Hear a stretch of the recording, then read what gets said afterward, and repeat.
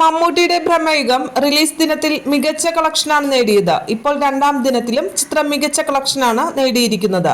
Industry tracker സാക്നിൽക്ക് പറയുന്നതനുസരിച്ച് ചിത്രത്തിന്റെ ആകെ ഇന്ത്യൻ ബോക്സ് ഓഫീസ് കളക്ഷൻ നിലവിൽ 5.6 കോടി രൂപയാണ്.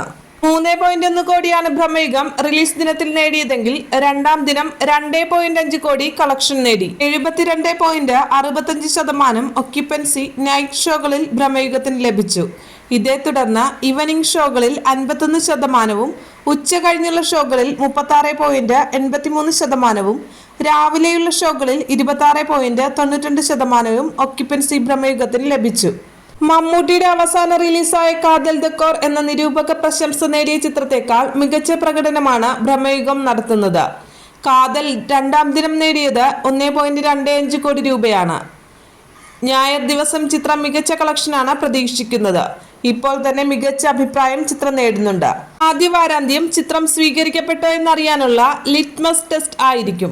രാഹുൽ സദാശിവൻ സംവിധാനം ചെയ്ത ബ്രഹ്മയുഗം ബ്ലാക്ക് ആൻഡ് വൈറ്റിൽ ഒരുക്കിയ ഒരു ഹൊറർ മൂവിയാണ്. മറ്റ് സംസ്ഥാനങ്ങളിലും വിദേശത്തുമൊക്കെ മികച്ച സ്ക്രീൻ കൗണ്ടുമായി എത്തിയ ചിത്രം റിലീസ് ദിനത്തിൽ മികച്ച മൗത്ത് പബ്ലിസിറ്റിയാണ് നേടിയത്. അതേസമയം ആദ്യ ദിനത്തിൽ മമ്മൂട്ടിയുടെ ബ്രഹ്മയുഗം ആഗോളതലത്തിൽ 6 കോടി രൂപയിലധികം നേടിയെന്നാണ് ട്രേഡ് അനലിസ്റ്റുകളുടെ ബോക്സ് ഓഫീസ് റിപ്പോർട്ട്.